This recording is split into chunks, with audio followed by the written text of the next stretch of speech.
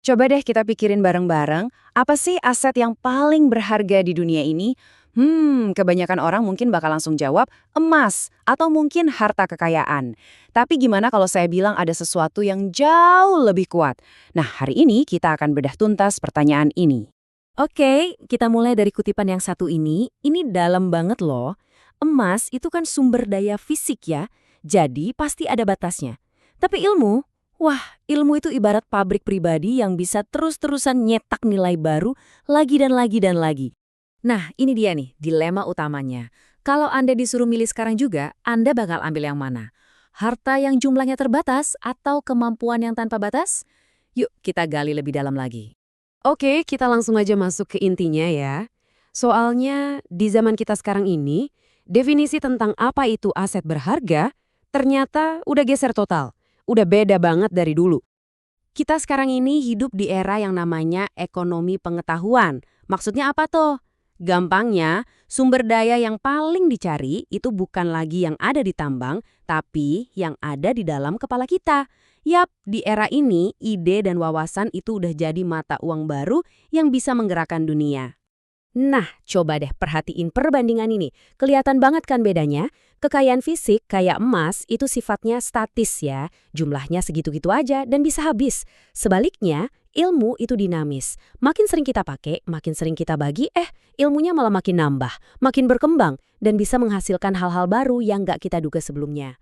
Sekarang, ini tuh bukan sekedar opini atau kata-kata motivasi loh ya, ada dasar ilmiah yang kuat banget di baliknya. Coba yuk kita lihat 3 teori ekonomi utama yang ngejelasin kenapa ilmu itu punya kekuatan super. Oke, yang pertama ada yang namanya Human Capital Theory atau teori modal manusia. Teori ini intinya bilang gini, semua keahlian, semua pengetahuan, semua pengalaman yang Anda punya itu adalah modal yang beneran nyata. Persis kayak uang di bank, tapi ini jauh lebih keren soalnya banknya itu ya diri Anda sendiri. Terus, modal ini bisa ngapain aja emangnya? Nah, beda banget sama setumpuk emas yang cuma diem aja. Modal manusia ini super aktif. Dia bisa menghasilkan nilai ekonomi, dia bisa memicu lahirnya inovasi-inovasi gila, dan pastinya bisa ningkatin produktivitas secara drastis buat diri kita sendiri maupun buat orang banyak. Nah, ini nyambung banget ke ide yang kedua, yaitu educational economics. Poin kuncinya di sini adalah, semua kemajuan besar yang kita nikmati sekarang, mulai dari smartphone di tangan Anda sampai roket yang keluar angkasa, itu semua nggak lahir dari tumpukan harta karun, tapi dari satu hal sederhana, sebuah ide. Jadi, bisa dibilang gini, ilmu itu bukan hasil dari kemajuan, tapi justru dia adalah sumbernya. Ilmu itu ibarat percikan api pertama yang akhirnya menyalakan mesin raksasa inovasi di seluruh dunia. Kekuatan super yang ketiga itu ada di sifat uniknya ilmu. Jadi ilmu itu sifatnya non-rival. Artinya apa tuh? Gini deh, kalau saya punya emas terus saya kasih ke Anda, emas saya kan jadi hilang, bener kan? Tapi kalau saya punya ide terus saya ceritain ke Anda, ide saya nggak hilang. Malah sekarang kita berdua punya ide yang sama. Dan bahkan mungkin bisa kita gabungin jadi ide ketiga yang lebih cemerlang lagi. Oke, teori-teorinya kedengeran keren ya. Tapi pertanyaannya, buktinya di dunia nyata gimana? Nah, ayo kita lihat langsung bukti-bukti yang ada di sekeliling kita sekarang.